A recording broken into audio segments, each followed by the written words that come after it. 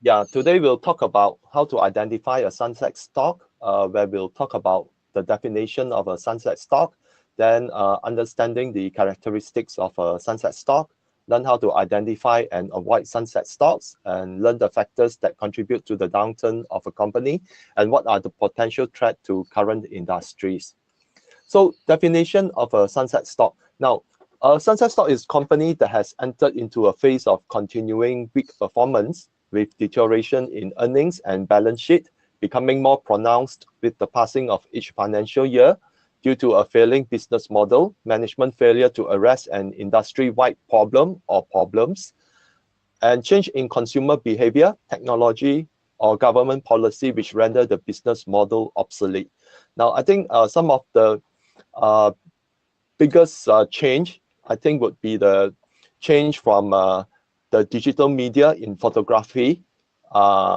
Change from the normal film printing, in in normal photography to digital photography, which normally now people um, save their pictures in the cloud or in their own hard disk, okay, and not printing as many photos as they used to. Now, this spelled the end for Kodak film, okay, and they actually declared bankrupt.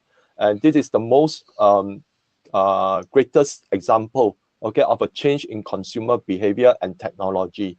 Yeah, so and one of the most challenged um, business right now, which is also due to the emergence of e-commerce as well as digital media, which are now challenging the normal brick and mortar retail business and those in the print media. Okay, where people used to buy newspapers, magazines. Okay, but right now they are easily accessible through various alternate news media. Okay, and it's free. Okay, although sometimes certain uh, print media, they do allow for some small token of a subscription. Yeah, but the print media is very widely challenged nowadays.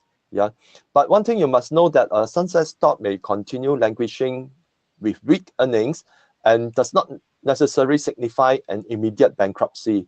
So a sunset stock doesn't mean that if you see a sunset stock, okay, that stock is destined for bankruptcy. No, sometimes a sunset stock may be in very low value for a very long time, and suddenly there may be a change that is on the positive side. Perhaps they would change their entire business model, okay, and then suddenly that becomes a turnaround stock.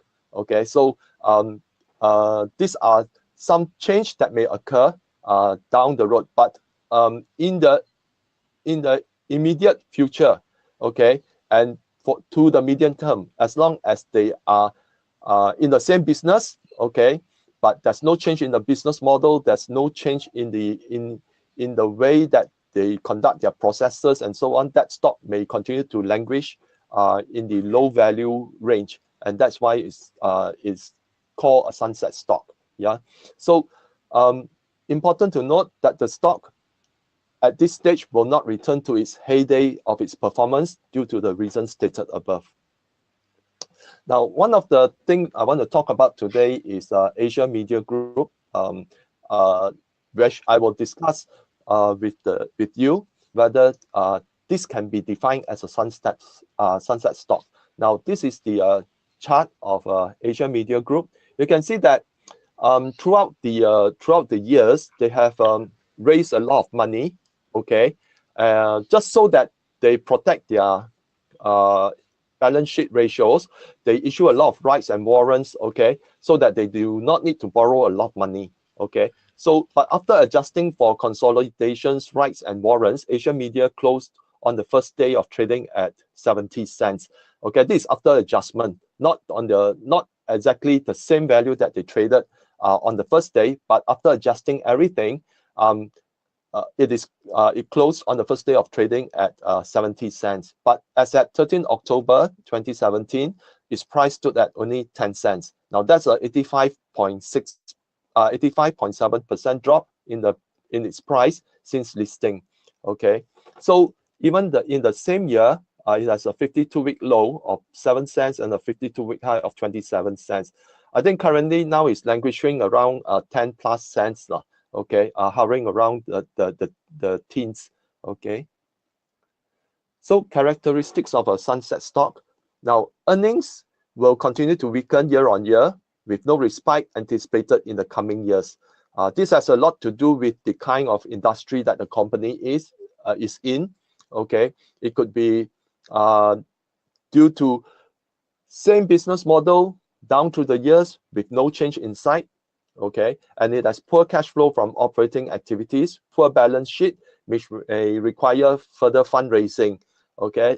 This could be in terms of borrowing, which would then to prop up the balance sheet, which would then increase its debt to equity ratio, okay, or it could be through dilution by selling more new shares, issuing calls, warrants, and all those stuff. Yeah, so its share price will continue to be very depressed, and normally it's shunned by all investors because if the company continuously having big earnings, investors would not be interested at all.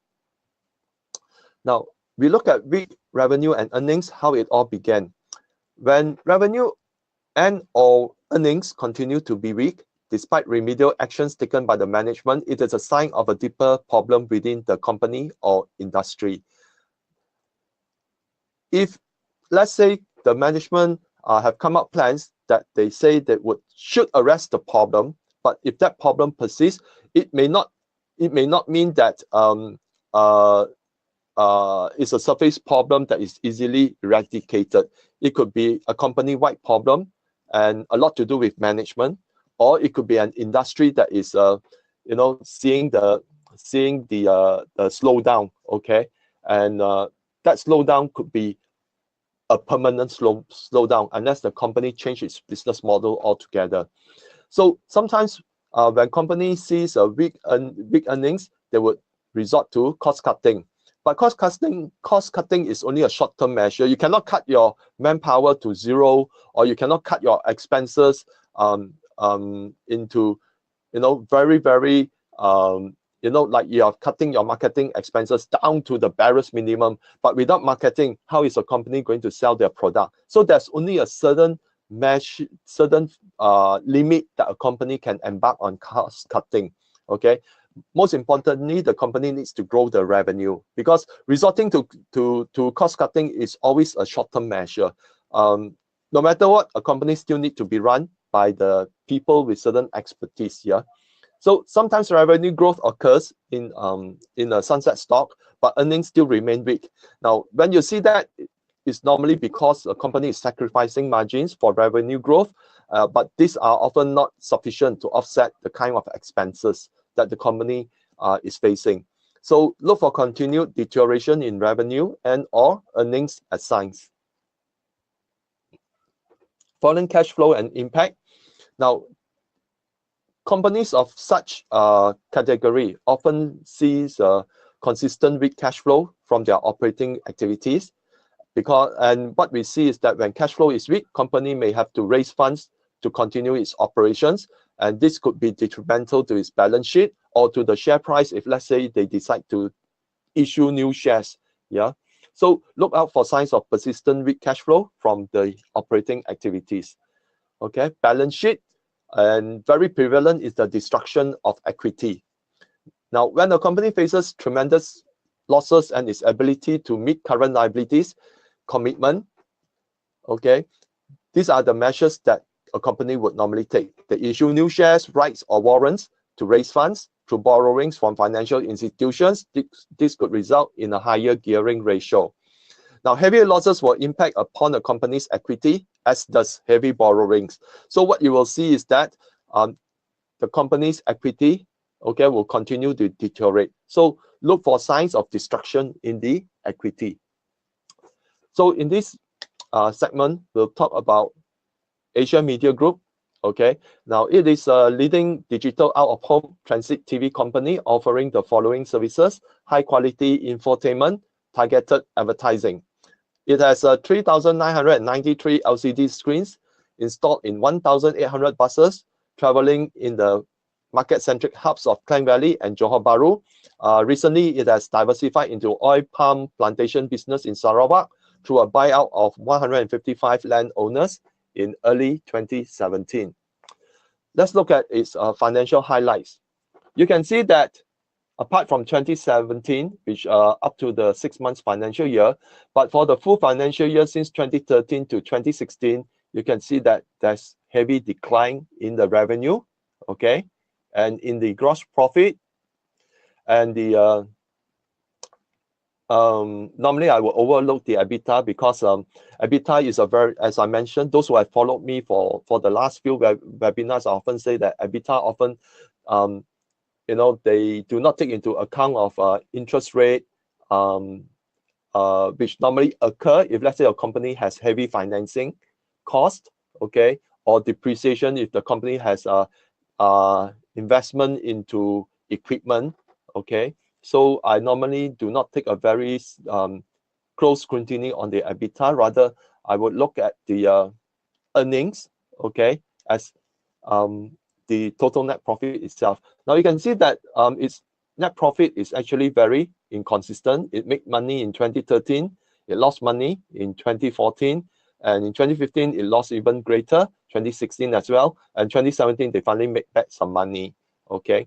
So you can see that the deterioration in revenue is already a huge red flag, yeah. But then when you see even a destruction in the gross profit, yeah, especially from 2013 to 2016, you will know that the company's primary business, which is providing infotainment, you know, is now being challenged, okay, and is in rapid decline. So if we want to sum up all the last 5 years, okay, the company total loss is 136.18 million, whereas the total net profit generated, okay, out of those 5 years, okay, is 5.755 million. So you can see that whatever the losses here, here, and here, okay, overwhelms the profit that is earned in this year and in this year, okay. So when you trade off the other thing, the company still lost quite heavily, okay, about 130.4 or so million, okay, which is quite huge. So we look at its operating cash flow. Again, it's very inconsistent. Okay, we have negative cash flow here, positive, positive, then negative, and then finally positive. Well, it is inconsistent. Okay, and there are bursts of positive cash flow as well as negative. We can only summarize it as it's unable to continuously generate positive cash flow from its operating activities. Let's look at its balance sheet ratios and equity. Now you can see that its current ratio looks very healthy, especially in the early stage. The current ratio is 28, you know, but then it gradually deteriorated. Okay, still it is above the 1:1 ratio. Okay, which means it still have current assets that is able to meet the current liabilities commitment within the 12-month period.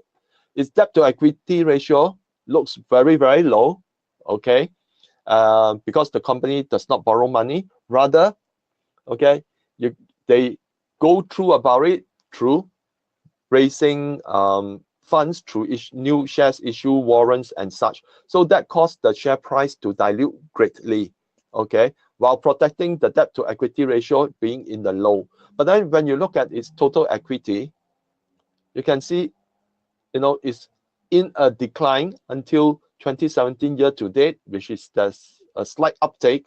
But during 2013 to 2016, the total equity loss is very, very huge. Okay, we are looking at almost 120 million, you know, of loss in the equity in just 4 years here. Okay, so what Asia Media does is they issue new shares, rights, and warrants to buffer its heavy losses. Okay, helps to keep the balance sheet ratios in order, but the losses have been tremendous in the equity. You know, since 2013, the equity has fallen by 83.6% in value. This is a very troubling thing, because normally if you want to see if a company wants to see its share price increase, it not only needs to demonstrate that it can grow revenue and earnings, okay, beating the market expectations by very high percentages, but also a growth in the equity, because revenue and net profit growth is only certain part that people would consider, but people also would want to see there's an increase in the equity, because the asset value needs to grow so that people can always re-rate the company to a much higher price position. But with this destruction in equity, it actually becomes a huge turn-off, because the company is not growing its equity at all. Then if we look at the known facts, there's 85.7% drop in price since listing after adjustments. Total net loss of 136 million versus a total net profit of 5.755 million since 2013. Total net loss is actually about 131 million. Okay, not achieving consistent positive cash flow from operating activities. Equity value has fallen 83% since 2013. In July, the management aborted a cash call after the stock tanked. So the management wants to continue with the same practice of diluting the share price even further. In July, when they say they wanted to issue, okay, ask the investors to buy more shares that they are going to issue.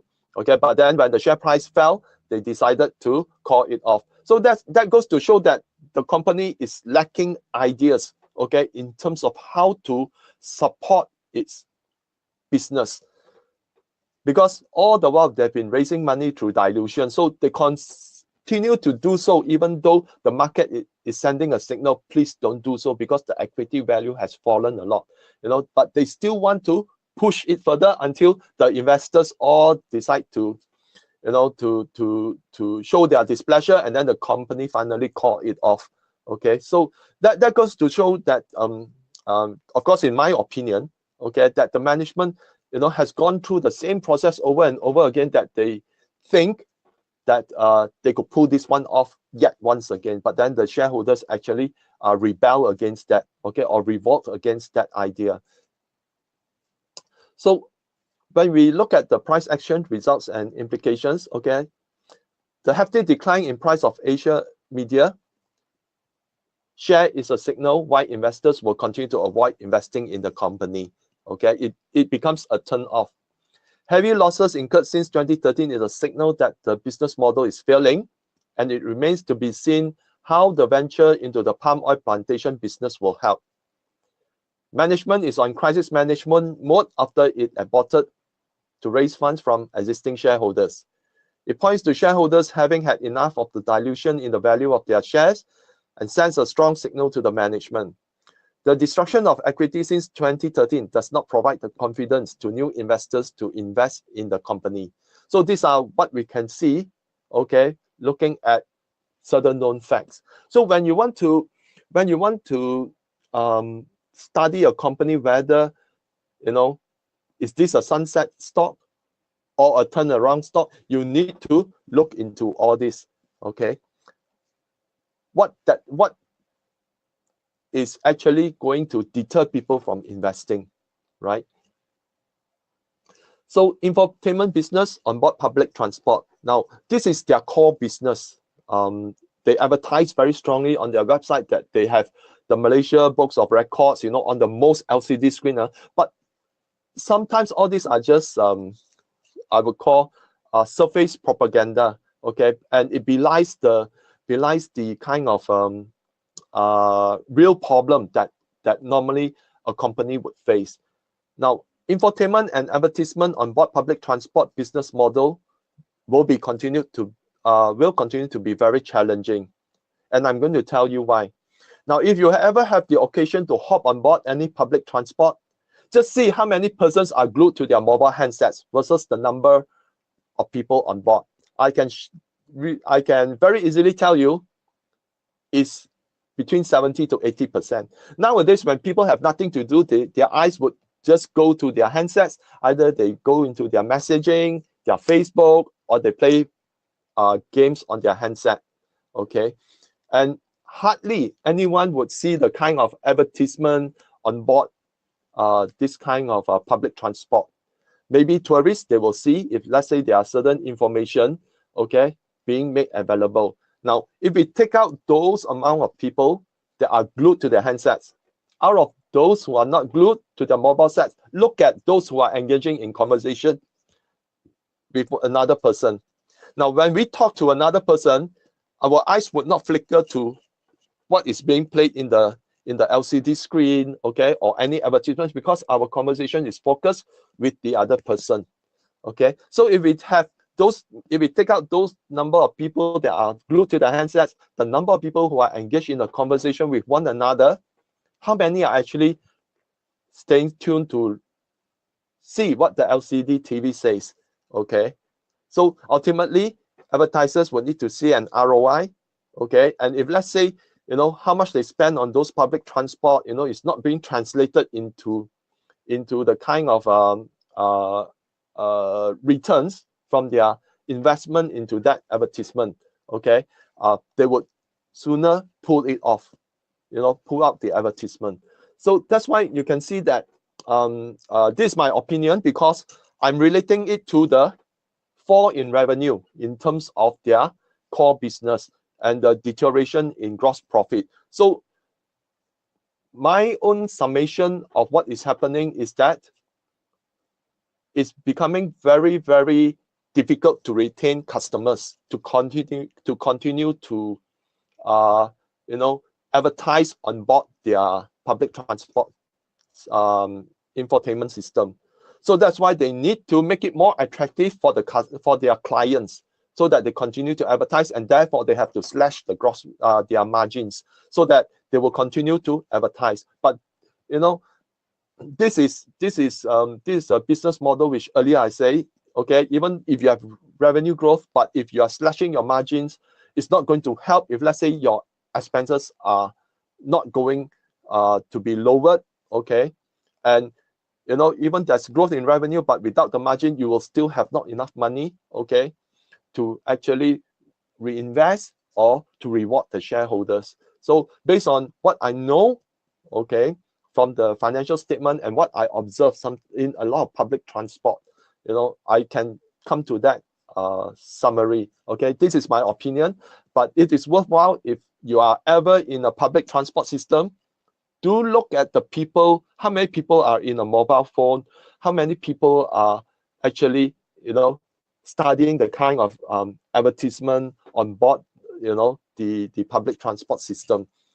Another thing that I like to observe is, like, when I go to a restaurant, okay, you can see how many people are actually, glued to their handsets. Sometimes you have a family having dinner together, but almost everyone, is playing their handset. Then you will know that we are now in a society that is more individualistic, okay, than being more sociable. Okay, our social functions normally revolve around the handset. So this is a trend, okay, and it could be very disruptive for those people that is in the business of advertising to the masses, through like Asia Media's kind of a business model. Okay, so then about the oil palm and biodiesel hype.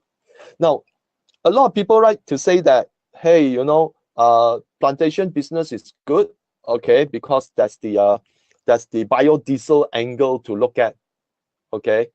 But I think the biodiesel is overhyped. Why? Now, let me share with you. The EU, China, and India are already planning to cut emissions over the next decade or so, and working towards a deadline to ban combustion engine vehicles altogether. Okay, so if you go to some of the international news media, business media, you will realize that a lot of companies now are working towards electrical vehicles called EVs, or hybrid electrical vehicles called HEVs. Okay, now even Volvo itself says that by 2019, all their vehicles would be combination of either electrical vehicle or hybrid electric vehicle. GM has all the while been the strong engines, okay, with tremendous horsepower because theirs is a combustion engine, says that in the next few years, they will continue to introduce new models that will be electric vehicles, okay? So when you look at China, China has 300 million licensed drivers. They have 250 million cars right now in China. Now, if they decide that within a deadline of 5 years or 10 years or 8 years from now to change all into electric vehicles, how much will their demand for oil, petrol as a medium to, to burn to start a car? Because there's no more combustion engine, okay? Everyone will be going towards combination of, if let's say hybrid electric vehicle, yes, there'll be still some consumption of petrol. But if let's say it's a full electric vehicle, that's not going to be any petrol consumption at all. Of course, some people would like to argue that, hey, yeah, you will be charging your car batteries, but electricity still consume fossil fuel, and that is why crude oil and diesel would be used to generate electricity. Okay, but it is not entirely true. Okay, which I will share with you later. Okay, so what we are seeing now is a trend to move towards hybrid vehicles, and it's going to be the new norm. Okay, conversion into hybrid and full-fledged electric vehicles will put a ceiling on the oil price, because previously we have a lot of cars that consumes petrol, but when the consumption of petrol falls, okay, oil price would also fall, because right now oil price is being driven because of consumption by vehicles more than the consumption through burning of fossil fuel to generate electricity. Because to generate electricity, okay, it's not just burning fossil fuel. In fact, the country with the highest consumption of fossil fuel is United States and China. Okay, United States is one country that is now fighting against global warming. Okay, and they still insist that burning fossil fuel is a viable solution. But even that, they are now shifting from being solid fossil fuel, for example, like diesel. Okay, they are now shifting towards gas. Now, gas is a kind of fossil fuel as well, but when it burns, it does not generate as much carbon dioxide versus if you burn diesel or petrol, okay, to generate electricity.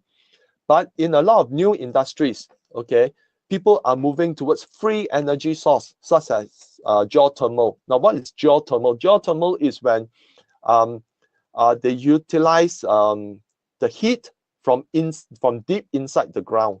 Okay, they will sink pipes into the earth so that the heat from inside, okay, could be used to warm the house during winter, and it's all passed through a compressor, which will then change the pressure accordingly so that it can be used for cooling during summer and warming during winter. And people are moving towards wind energy. You can see there's a lot of wind tower being erected, okay, and as long as there's wind, they can generate power. And then the sea as well. The sea is one of the latest that enters into the foray, because all tides, okay, the sea have tides, okay, that rise and fall. So they have those that detects the rise and fall of the tide to generate electricity as well. Then there's solar. Now, solar energy now is becoming the norm, okay, and the photovoltaic cells are becoming more efficient.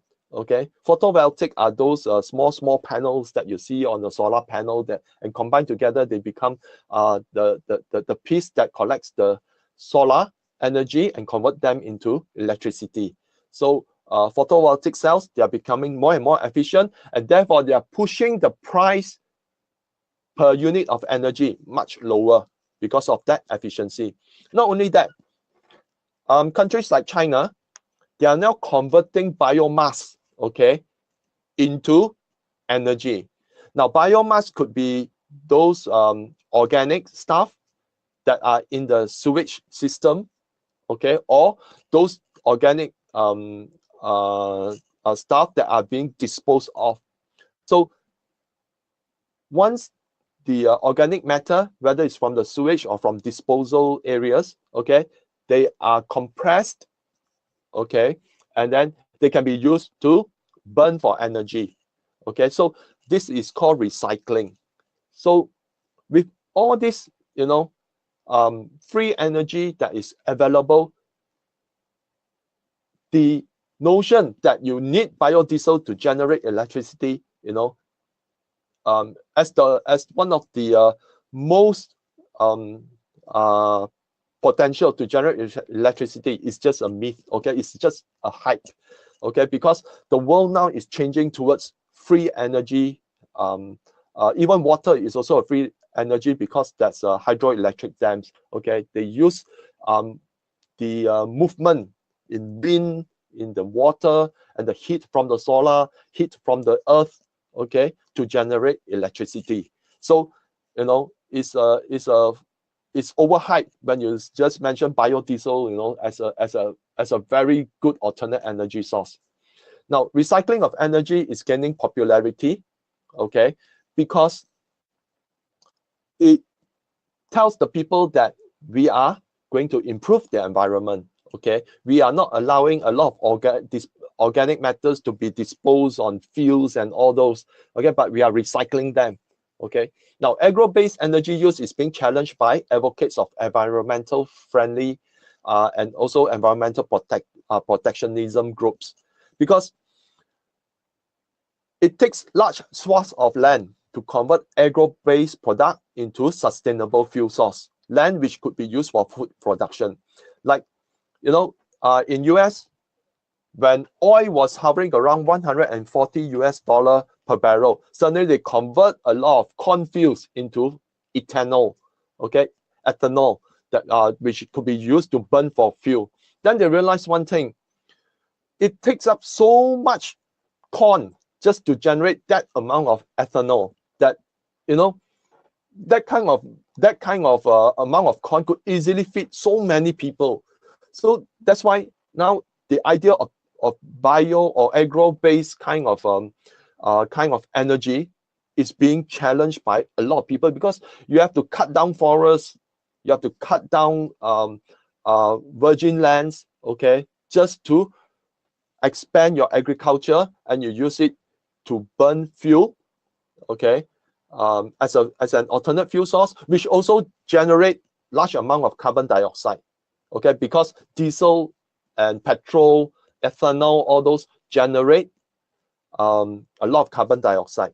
So even in China, where previously they are large reliance on coal as a fuel source, because of the pollution in China right now, they even limit that the coal energy plant, coal-based energy plant, they have a certain tariff. If they have met that tariff, they are not able to burn any more coal for that period. Okay, so that's why they have to do controlled burning of coal to generate electricity. Meanwhile, the government is actually increasing the level of environmental policy and environmental protection policy, okay, to restrict unnecessary burning of fossil fuel, and pushing the people to look into green technology. So what this spells for Asia media. Now, infotainment and advertisement revenue will continue to decline as seen by the steady fall in revenue and earnings since 2013. Oil palm investment may provide a temporary respite, okay. The company issue a cash call, which is later abandoned. The balance sheet could take a hit in the coming quarters, okay, because by right, the cash call was supposed to help improve the balance sheet, okay, but since they call it off, that company could be, you know, the company's balance sheet could be hit, okay, in coming quarters. Now, interestingly, you know, palm oil has gone up only 0.86% in US dollar terms as at 2nd of November 2017 this year, whereas US dollar has fallen almost 9% in value. Normally, a weaker US dollar will translate into a higher price for oil palm, okay, but it is not happening. So why is this not happening? Because likelihood, because of a lot of plantation, okay, in the region, okay, often face the weather phenomenon of La Nina and El Nino. So what they do is that in order to stabilize the price, okay, and just to ensure that during the period of weak harvesting, they actually expanded the farmland. So that's why what we are seeing now, okay, even if the US dollar is weaker, it's not, you know, pushing the price higher because there's a lot of harvesting right now, which means they have stabilized the differences, okay, in the weather phenomenon that normally comes up with weaker harvesting and so on. And they are able to, you know, in a weaker harvesting, by having larger farmlands, they are able to have more fruit bunches, okay, to meet that lower harvesting that previously they endured. Okay, so right now, you know, we don't see a lot of heavy price movements anymore. Then the other thing, ringgit has also strengthened against the US dollar. Okay, normally, if let's say US dollar is strong and the price of the of oil palm, okay, is let's say is steady, but if ringgit is weak, then it could be translated for higher earnings and revenue in terms of ringgit. But if let's say ringgit has strengthened against US dollar, for that kind of fixed US dollar price range, the amount of revenue and earnings generated, okay, would be much lower in terms of ringgit value. So this is a sign that oil palm plantations have grown in size with many more new entrants into the market due to its low barrier of entry. So, you know, you just need to clear land, you move in with your, you know, you plant the oil palm, and then within a few short years, it could be harvested. Okay, this could put a cap on the price of oil palm moving forward. Okay, because there are just too many players. When there's a lot of players, okay, even if there are certain in historical period, there are certain periods in time where harvesting could be low. Now it's being offset by having more plantations. Yeah, again, biodiesel is just a hype in a fast changing energy consumption landscape. Okay, Asia Media could be mired within a tight range, okay, at its current price for a longer period. Now, what I share with you here is just my opinion, okay, and if let's say you want to if you believe that it's not happening also, okay, you can do more research, or you can then point it out to me where I've gone wrong, okay, because again, it's an opinion, but looking at the energy trend, okay, it is fast evolving, okay, and that's why I believe that oil price will still have a certain limit to its upside, okay, because in the next decade or so, you know, oil could be much lower, and therefore, you know, having biodiesel, you know, does not seem to be that kind of solution that would actually help to actually generate a lot of revenue in that sense, because demand for biodiesel would be lowered accordingly, because a lot of companies are moving into green tech as well as a recycling kind of a business model when it comes to energy. So, having talked about Asian media, let's look at the factors contributing to a company's downturn. Now, it could be a business model that does not hold any relevance to today's consumer preference. Okay, for example, if one of the key thing is a lot of people used to watch TV programs, okay, and they also buy into certain cable service, okay, to watch TV and so on. But consumers now are changing towards streaming, okay. Now that change into streaming could actually cause those in the TV business, okay, especially in the cable network, okay, to be affected in the future. Okay, now a change in government policy can also render a business illegal. Okay, then there's change in technology that makes the current business model obsolete. Okay, so let's say it's even in terms of manufacturing, if a certain technology comes into place, okay, it may replace that kind of technology that is used for certain kind of business.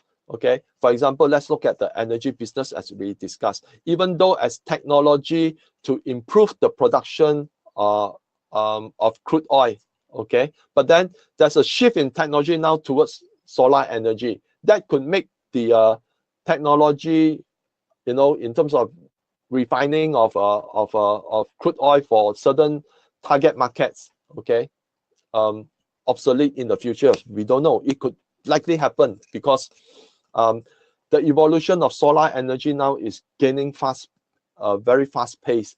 Okay, the photovoltaic cells, they are becoming more and more efficient. Okay, so much so that it's a one-time investment. Okay, and we are using free energy, whereas crude oil, in order to refine, you need feed from, you know, feeding of crude oil into the refining system to generate that product. But in a solar energy farm, okay, it's just, you know, solar energy from the sun immediately convertible into electricity. So, but then in the using oil for electricity, you know, you need to drill for oil, which I will discuss in our next webinar. Okay, I will share with you the entire process of oil discovery and such.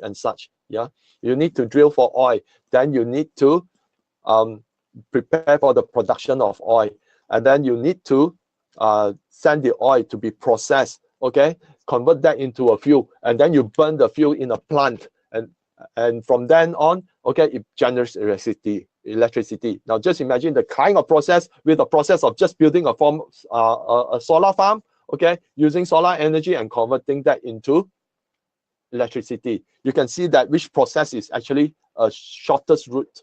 Okay, so that's why change in technology can make business model obsolete in the future. Okay, because the advancement of technology, you know, is going by leaps and bounds. Okay, and then certain factors could be management failure to recognize changes in trends or remains resistant to change, which could impact the business profoundly. Now, sometimes management can be very, very stubborn because of how the company has become successful in the past. They use that to reinforce their stand, okay, and refuse to change for the better for the better for the shareholders in the future. Because the same model have been used correctly, they continue to use it even though as times are changing. Okay, for example, we look at the evolution of e-commerce. A lot of companies, you know, they continue to grow from their retail business, but up to a certain peak level, okay, then they see declining sales, and then they say, no, you know, all the while consumer like to feel our product, they like to visit our stores, okay, they like the service of our personnel, and that is when they get the full satisfaction, you know. But then people overlook the fact that online retailing has now gone into a next step of evolution.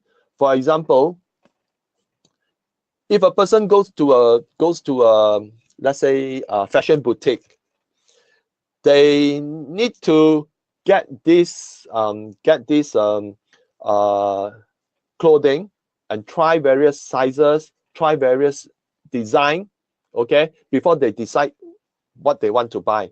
Now, in the new realm of online retailing, in a fashion retail store online, you can actually put in your body size, yeah, and then you can just click, use this design, click, change the color, change the pants, okay, or change the dress, you know, that add in a belt and so on, and you roughly know how it looks, okay, how you will look in that kind of clothing.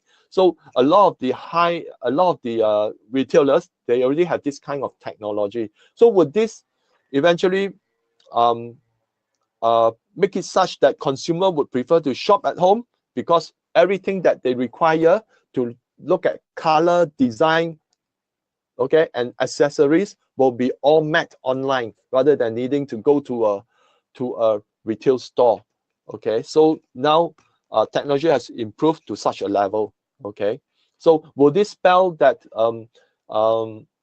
the doom for physical retail store? And then because a lot of retail store unable to meet that kind of business, will they be closing their stores and therefore putting pressure on a lot of shopping malls? So this is a trend that I see will happen in the coming years, and especially in China, you can see a lot of retail shopping mall that are changing with the times. Okay, for example, because China society is very much into online and such. So what they are seeing, what's the shopping mall doing now is that they have more international brand, luxury product. Because if you are buying a luxury product, I think when you're spending thousands of dollars on a certain product, you want to feel the material, you want to see how good you look into it. Okay, rather than relying online and then you send in the package, then you cannot feel the material while you are online. So they are changing into high-end retail, but also changing the shopping mall module into higher percentage of food and beverage. Okay, focusing on food and beverage. So even the malls, they are changing towards that kind of structure, more weightage on food, okay, and beverage business, because people still like to go out and have a good meal. Okay, so this is a trend that is changing elsewhere. In Malaysia, it could happen if, let's say, payment system in Malaysia becomes more and more efficient online and so on. Okay, and then we have big companies coming in, with Lazada gaining wide presence, and then Alibaba is also coming in. Okay, that could change the shopping mall environment in Malaysia sometime in the future, and those physical retail store could see a downsizing. Okay, in the US, for example, the emergence of online, okay, coupled with a lot of the companies borrowing too much, and not being able to repay because of falling business. Just this year alone, 6,700 retail stores have actually closed in the US. And they anticipated by this year end, it could be about 8,300 stores. Okay, which is more than the 2008 financial crisis. Okay, so this is how the retail situation have changed ground in the US. It's changing ground in China, and I believe sometime in the future in Malaysia it could also change. Okay, and then a lot of the shopping malls, especially those retail shopping malls which are REITs, need to change their concept in order to cater for a different type of customer target groups. Yeah. Now, of course, when you look at all this, the biggest culprit and failure still stems from the management. They are paid high salaries and fees to protect the shareholders' interest and to deliver growth to the business. But unfortunately, a lot of them are not able to meet that kind of simple benchmark simply because, sometimes they have plans that look good on paper, but when it comes to implementation, it falls on the weak side. Okay. So let's look at the potential threats of the future. Now, these are things which I look at, and in the next few years could have a wide influence on the way consumer behave, in the ways that certain business model may not be able to meet the challenges of the future. Now, one of the key things is actually artificial intelligence. Nowadays, with predictive intelligence on consumer spending and preference, brand owners can market directly to the consumer, putting advertising companies at risk. Okay, so to demonstrate this, at any time you open your Facebook or your Waze, you can immediately see, okay, in your Facebook, there'll always be some some websites, some links appearing on your Facebook that tells you, what are the things to look for. Because somehow when you book an airline ticket going to a place, or you book a hotel in a country, it comes out on your Facebook homepage, okay, that they're offering you certain hotels in Taiwan, just so that you in case you have visited their website but you have not booked, they give you suggestions, okay. And if you're traveling by Waze, sometimes they will tell you that, hey, this restaurant is near, would you like to save the information, and so on. So that's how artificial intelligence is behaving. As soon as you visit a website, your database is being saved in that particular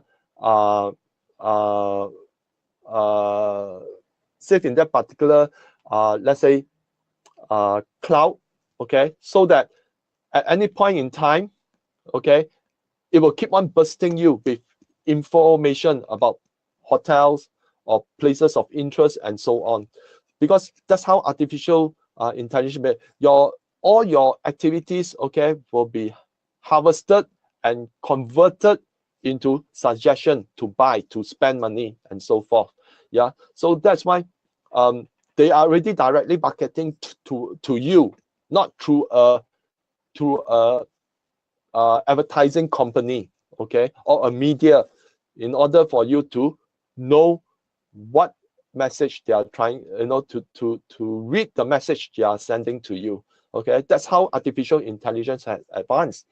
And in a test of medical diagnosis, artificial intelligence are now being tested, okay, and they can immediately filter through a few hundred doctors kind of diagnosis and give you the most reliable diagnosis, versus seeing one particular doctor and he give you a diagnosis, okay, telling that you are so and so and so and so, and suddenly you feel very scared and afraid that what is said in the diagnosis is very true. You have to see a second doctor, okay, to let him give a second opinion. Now, when you see two doctors to get a second opinion, whether that diagnosis is the same, if the same, then it means it could be very true, okay? But if it's differ, then would you go to another third doctor to seek another opinion, so that now it's 2 versus 1, then you know which one is true. But if, let's say, with artificial intelligence, they can filter through hundreds of records of doctor diagnosis and give you a percentage that is most reliable what is happening. Now, this could spell the end of a lot of medical practitioners here.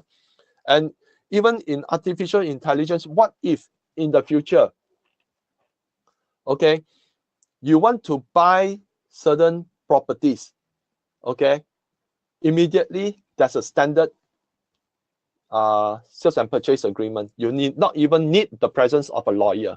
So lawyers in that segment of property could be obsolete. Okay, it could happen because everything is AI based. They can tell you based on the laws of that particular country and so on, everything is there. So that is why artificial intelligence could result in tremendous loss of jobs for a lot of people.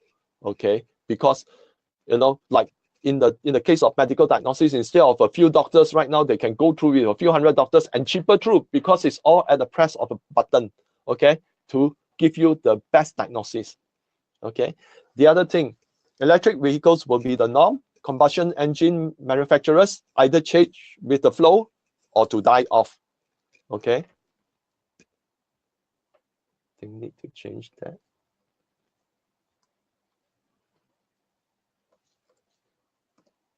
Okay.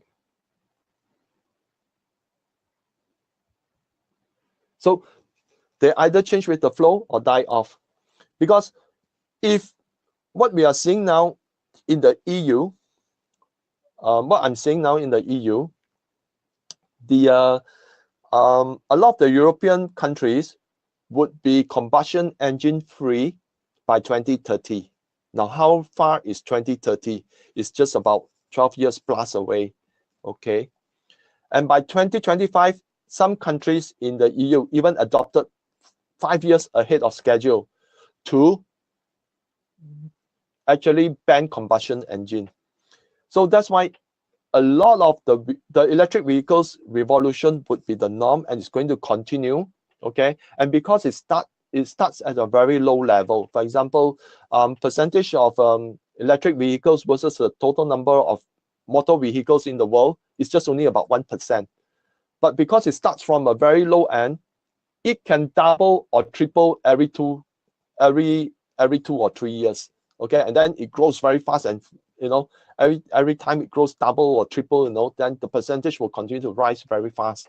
Okay, so that is why if car manufacturers decide that they will remain fossil-based vehicle, the combustion engine vehicle, then they would be behind the curve.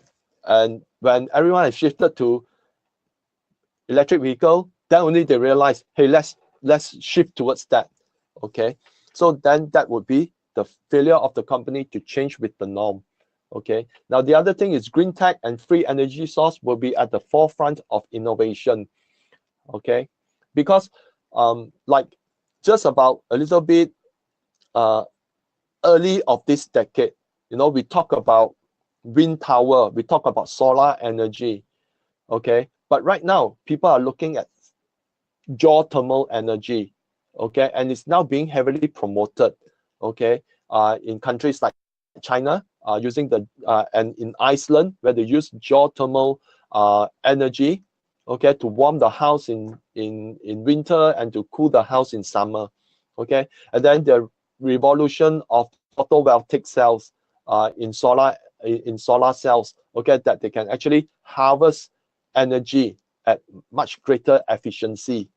Okay, so with all this kind of evolution, and it will continue because once the innovation starts, okay, it will continue to be driven to greater and greater efficiencies until a certain peak is reached. Okay, when we see that the emergence of greater green tech and greater evolution utilizing free energy source, then oil companies will see lower revenue and earnings, and many will not survive. Why? Now you imagine that, just as an example, okay, in the next webinar, when we talk about oil and gas, you will have a better idea. Now, an offshore well costs around 200 million to 650 million to drill, if let's say it is deep water well. With 650 million, how much solar energy can you harvest by investing in solar panels? Okay, now if you drill that 200 million or 650 million offshore well, there is no guarantee that you will find commercially viable oil. And that's what happened when Shell started drilling in the Arctic, and then they realized that they wiped off, I think, more than $1 billion because they can't find commercially viable oil. Now, if that $1 billion spent in the Arctic to look for oil that is never commercially viable, and that 1 billion is spent on solar panels, can you imagine how much energy could be used to convert into electricity?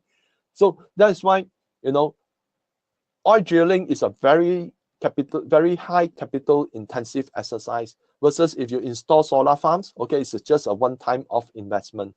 Yeah, so that's why green tech and free energy source will always move forward, especially now that China government is encouraging all these sectors to move ahead. Okay, like in the recent Communist Party Congress, they stress on quality, not quantity. Now, how will this impact on Malaysia? Well, there may not be much market for biodiesel in the future. Okay, because countries all over the world are not looking at burning fossil fuel or organic fuel, but rather look at free energy source.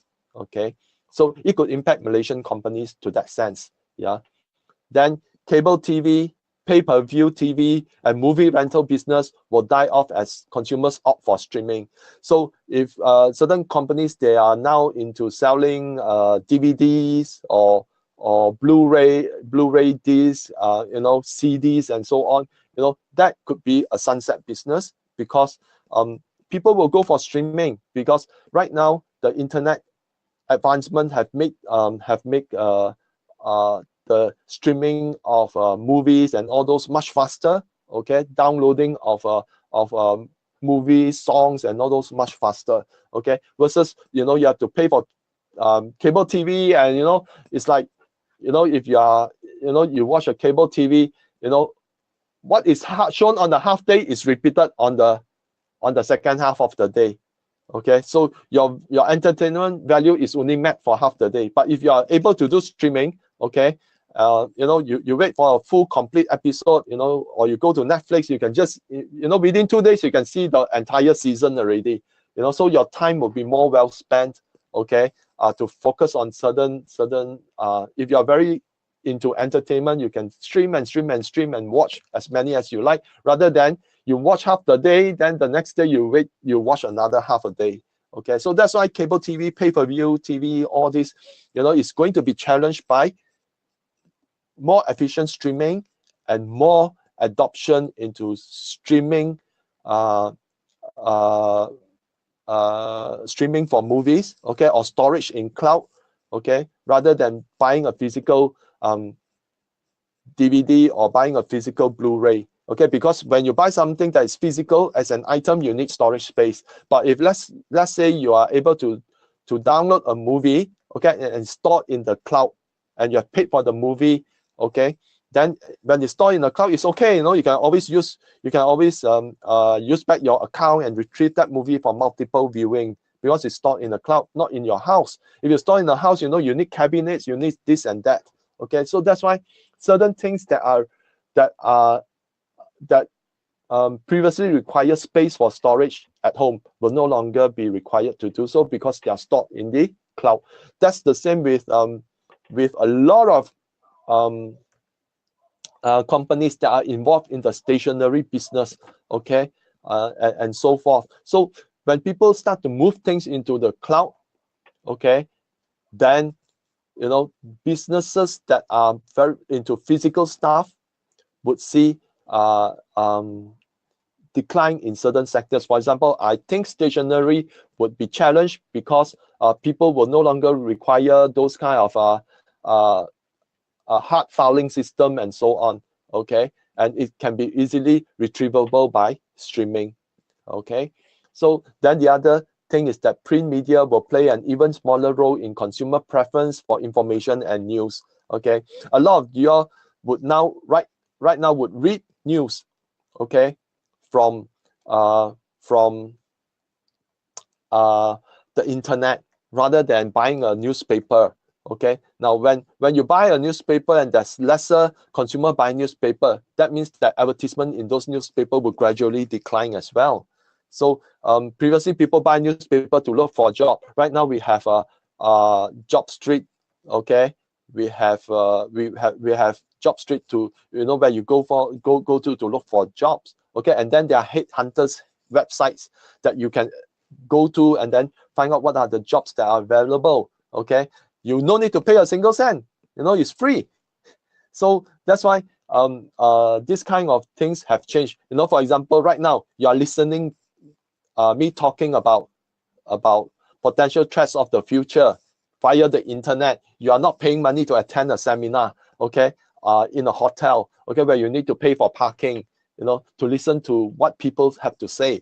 So that's how technology have changed, and that is why these are the things that would constantly challenge the kind of physical item-based market in the future.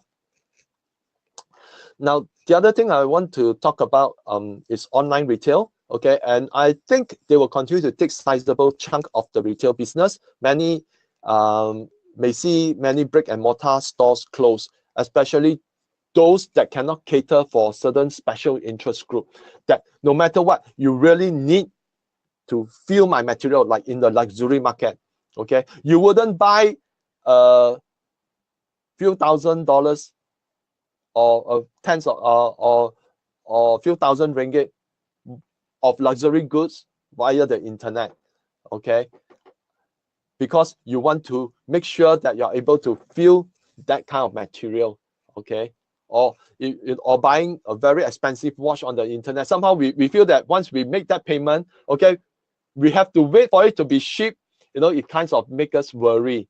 But what if the shipment never comes? Okay, how are you going to claim that back?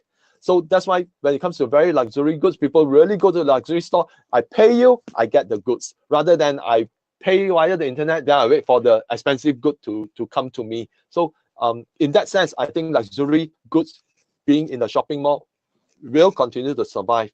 But if let's say those that are in the ordinary business, okay, like not very high-end fashion, but cater for the medium class society or consumer, okay, then their business will be challenged, because the middle income group will forever look for savings, okay, versus the rich who have the money. They worry that their money will be lost when they buy a luxury product and they have to wait. So for the middle income earner, they always look at ways to save money, and that is why more would go for the internet. Okay, and when the middle income group goes more and more percentage goes to the internet, you will see a decline in other business, in the physical store business. Even we talk about travel agencies. Previously, there's a lot of travel agencies all over. Right now, everyone is booking through the internet. Okay, you don't require a travel agency to buy a ticket because you can buy it online. You don't require to book a tour through a travel agency, because you can actually plan your itinerary and then buy certain packages of tours, okay, online. So that's how it is changing. Okay, now the other thing is blockchain, which is the next big thing after the internet. Now blockchain, just to share with you, okay, is now the rave in the internet world, okay, and many touted it as the biggest thing after the internet, okay, and many proponents of the blockchain technology and cryptocurrencies assert that it can destabilize the global financial system. Why? Because everything is done outside the normal transaction, can be done outside the normal norm, okay, of banking institutions and such. Yeah, so there's also the emergence of various crypto tokens that allow for use to access to services outside the corporate norms, because they're able to access certain services and so on at a much lower rate. Okay, so these are the kind of things that are changing, okay, and it's happening right before our eyes, okay, especially cryptocurrency and blockchain. Okay, so study more about this and see how it can affect the future, okay, because it will definitely affect us, okay, in the, I wouldn't say long term, I would say very near term, because there's going the kind of development of this technology is moving by leaps and bounds. Yeah, so we have reached the Q&A session. Okay, excellent. Thank you so much, PC. Okay, just give me a minute. Let me take back the presenter control. All right. So if you have any questions, you may ask in the group. Okay, let me show my screen. So here am I. Okay, Q&A session. So the first question we have on it is, what is a cash call? Okay, so it is similar like a rights issue. Okay, for example, I'm writing to all the investors, hey, I need to raise cash. Okay, it's like a calling for cash. Okay, but I'm giving you a rights issue. Okay, and it's going to worth so much. Okay, this is a simplified term lah. Okay. Okay. The next question is, why do people still buy a sunset stock? Sometimes people buy a sunset stock with the hope that it can be a turnaround stock. Okay, so it is always that hope that when the company, because sometimes people see certain value in the company, perhaps like let's say Asia Media, some people believe that, hey, they are now moving into the plantation business. If they continue to grow their plantation business, maybe one day they become a full-fledged plantation business. And therefore, since it is so low price, I want to buy into it. Okay, but then like I say, okay, sometimes money spent buying in a sunset stock, okay, may be better if you, rather than wait even a longer time for it to really turn around eventually, you might as well look for a company that is already turning around. Then that will be more beneficial kind of investment. Yeah. Okay. Now, the next question is: other than financial information and news, can technical analysis show a clear sign of a sunset stock? I think when it comes to technical analysis, may just tell you the price movement, but a sunset stock will be very much determined by a company's business model, okay, and the underlying fundamentals. So, like if let's say certain fall in commodity, let's say there's a fall in the commodity price, okay, of oil palm. Of course, all the plantation will actually fall accordingly. But how would you know that it's going to be a sunset? Some plantations may be a sunset, some plantations may not. If let's say that plantation is suddenly heavily indebted, okay, that could still be a sunset stock because they cannot pay off their debts. So you have to be very careful. It's still back to financial analysis as well as fundamental analysis, rather than just look at the price action. Okay, so the next question is on palm oil. So do you mean that palm oil is a sunset industry, but there are two main applications that cannot be replaced by carbon-free energy? First is cooking oil. Second is oleochemicals such as manufacturing of soup. Yeah, oil palm is not a sunset industry. Now I'm using Asian Media as an example because their core business is like a sunset industry. Okay, I'm just saying that when people start to overhype about palm oil, okay, especially in a biodiesel, don't easily fall for it. Okay, yes, palm oil will forever be used for cooking oil, okay, because there's demand for it. Okay, and secondly, for a lot of petrochemical related kind of for chemical related kind of industry, okay, where it's being used, for example, candles, for example, soap and all those. Yes, those are thriving industry. Okay, and some of the biomass from palm oil could be used to generate energy as well. So palm oil is not a sunset industry, but a company that is, for example, in this case, Asia Media, they have huge decline in their equity, but they are just starting into the palm oil, okay, and it's just a very small piece of plantation. Now they already have some stressor in their balance sheet, okay, they are falling equity and their failure to raise money, okay, will put pressure on that company. So will that company have enough money to buy even more lands to build the oil palm business? We don't know. But meanwhile, the oil palm price is not actually, palm oil price is not actually moving higher even when US dollar is falling. That goes to show that the industry is well supported by enough harvesting so that the price did not translate into higher US dollar, even though the US dollar has actually fallen. And on top of that, right now the ringgit is strengthening against the US dollar. So in terms of ringgit terms, you may not see the kind of greater revenue as previously.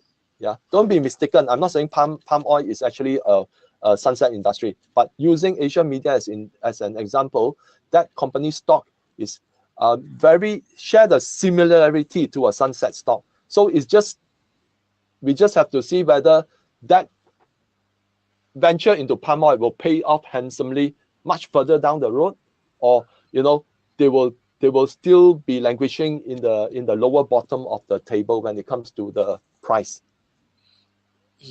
I see. So the next question is, how about the cigarette industry like British American Tobacco? Will it be replaced with electrical cigarette vape? I think that will be very hard to do, okay, because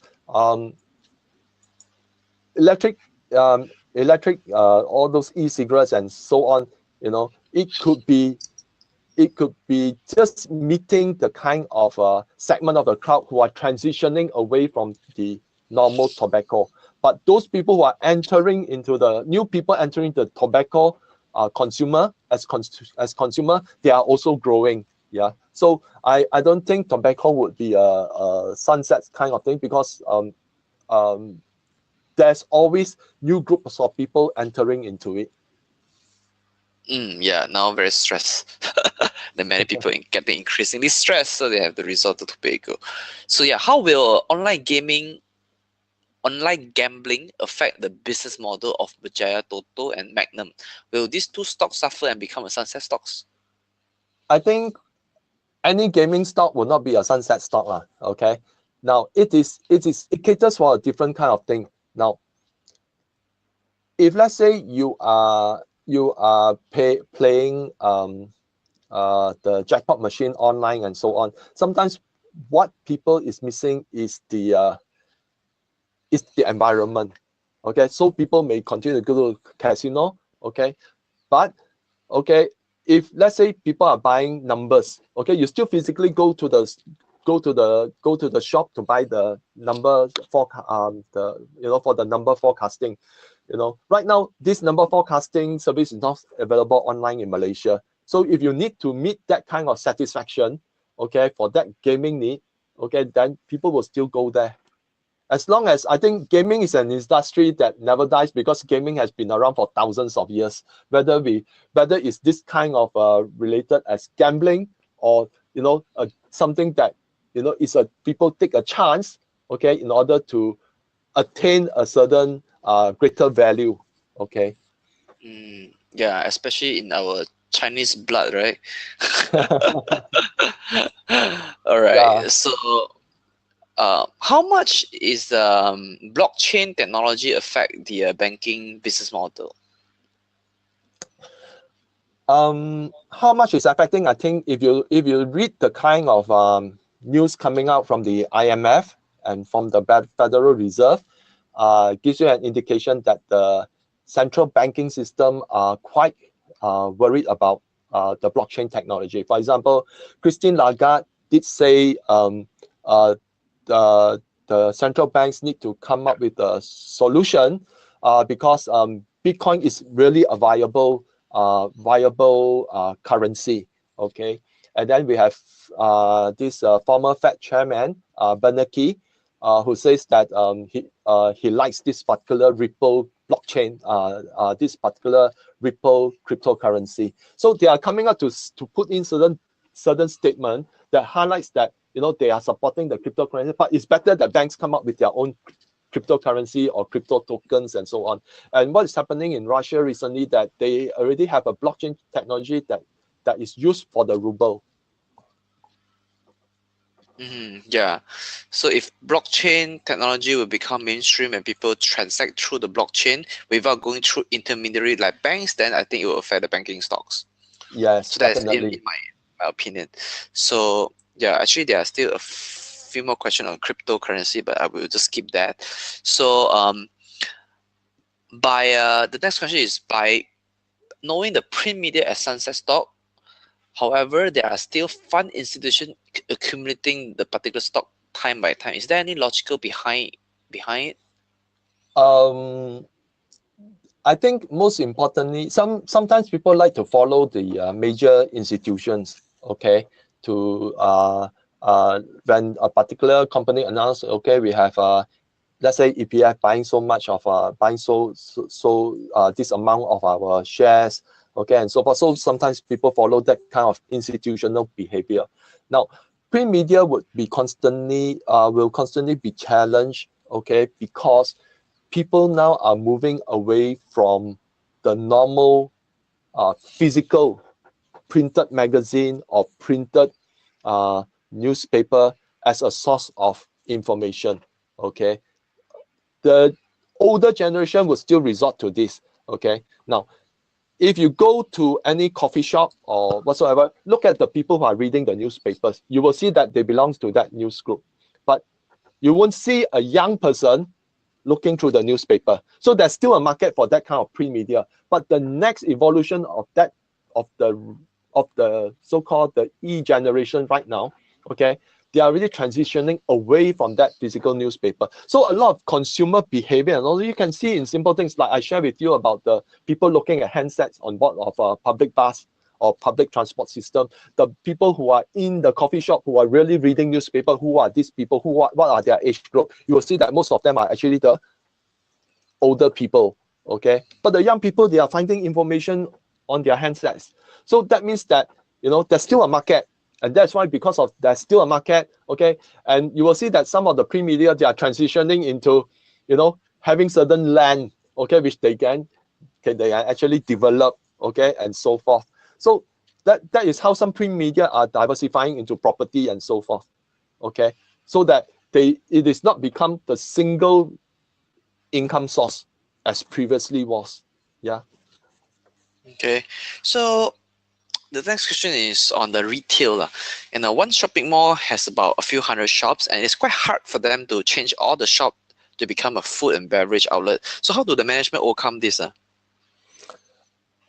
This is Malaysia to a certain extent. We haven't reached a stage where, you know, there's an explosion of online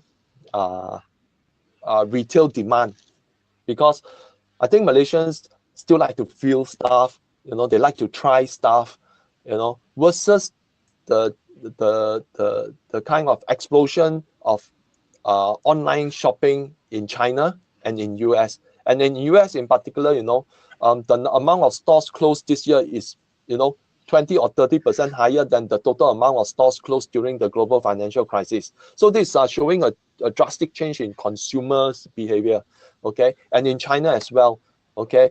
You see that most of the shopping malls right now, they are moving towards the F&B business. But in Malaysia, you know, there's still a demand for this kind of physical store, simply because people in Malaysia, we like to feel, we like to touch, you know. Even when we go to a fruit store, they say please don't touch. We still like to poke our finger on the apple, okay, or press the grape to see whether it's what we want. It's our nature, okay. You go to a fruit store, you say please don't touch, you know, you see all the apples, you know, suddenly have a lot of hole, you know, a lot of fingerprints on it, you know, depression on the apple. It's our nature. So Malaysia is have not reached that stage whereby there'll be an explosion, okay, towards online, okay, but it's steadily happening. When you look at the amount of people that book online for travel and hotel accommodation, you know, even in taxi, we are now moving to Grab and Uber and so on. Okay, so when it comes to this kind of services, you know, we are already moving towards that. So that is why you will see lesser travel agency, okay, and travel agencies cannot expand into physical store, and they are just, you know, becoming in certain areas they become a one-stop center to produce to process visa for you, you know, blah blah blah and so forth. But you don't see a particular brand of travel agency opening everywhere all around the shopping mall and so on, because there's no demand when people are doing it online. Yeah, so that is the change. You know, Malaysia are changing towards that in terms of the travel, and you can see the difference. Okay, there's more people moving towards AirAsia than into MAS. Okay, because the price difference is already shown. You know, MAS is unable to grow its revenue base on a much stronger platform, simply because people are moving towards cheaper airlines. Okay, it's okay. I don't want the frills. I don't want to have meal. You know, if I'm just traveling 1 hour or 3 hours, I can do without a meal. Okay, I can eat before I travel. Then when I reach there, I eat again. Okay, rather than, you know, having a meal on board. You know, what's the difference? Okay, it's not a big difference, and people, because of that difference, people are not willing to pay that kind of price. But we are seeing a transition where it comes to travel, and pretty soon, as the new generation matures, they will be very focused towards online and on mobility, and that is when it will affect the physical retail store. Yeah, so since you are a REITs expert, a real estate investment trust expert, so would you see that shopping mall REITs as a sunset stocks? I won't say that it's a sunset stock, because I believe the management of the REIT will have all the traffic coming to the store. They will have the necessary research to know what are the trends in the consumer behavior, okay, and then they will change accordingly. Because if they have a price asset, rest assured the property managers will milk every square foot of that asset, okay. They will not allow that asset to fail. Okay, but you Yeah, can yeah. already see it in terms of shopping REIT. The best is, I always like to use the example as IBG REIT in Mid Valley. You can see that Mid Valley, IGB. the IGB REIT. You can see Yeah. at Mid Valley, they have an entire store dedicated just for food and beverage. The lower ground floor, even Pavilion, the lower ground floor is already showing that they are the ones that are moving towards the new demand, which is food and beverage, because there is a demand for that. No one wants to stay in their room, in their house and order pizza, Kentucky Fried Chicken, McDonald's every day, or Food Panda, okay, which is actually more expensive. If you continue to rely on that, service charge to deliver the food, rather people won't mind going out. Assuming you're on a date, don't tell me you ask your girlfriend to come to your apartment and then you order Food Panda. No, you want to have a good time, because after the dinner, maybe you go for a movie and something like that. So that's the family behavior. That eating out always followed by something else. Okay, and normally it's entertainment. Okay, rather than shopping. Mm. Okay, excellent. Oh, well, we have come to the end of our webinar today. All right. So thank you so much for paying attention and asking us many questions I think is worth exploring. And so I believe today we have covered most of the characteristics of sunset stock, what caused it to become a sunset stock, and the risk of investing in sunset stock, hoping that it become a turnaround stock. And I think is by understanding management is really important for us to know whether their ability, whether they're able, they're competent to turn around it or not. Okay, if investing sunset stock is really risky, so unless you have a big appetite for risk, then I advise you to stay away from it. But by understanding macroeconomic trends, you will be able, by understanding macroeconomic trend, of course, in terms of change of government policy, of any change will bring about new opportunity and also will bring about threat. So you need to understand it well so that you won't become a victim when it comes to stock market investing. So now,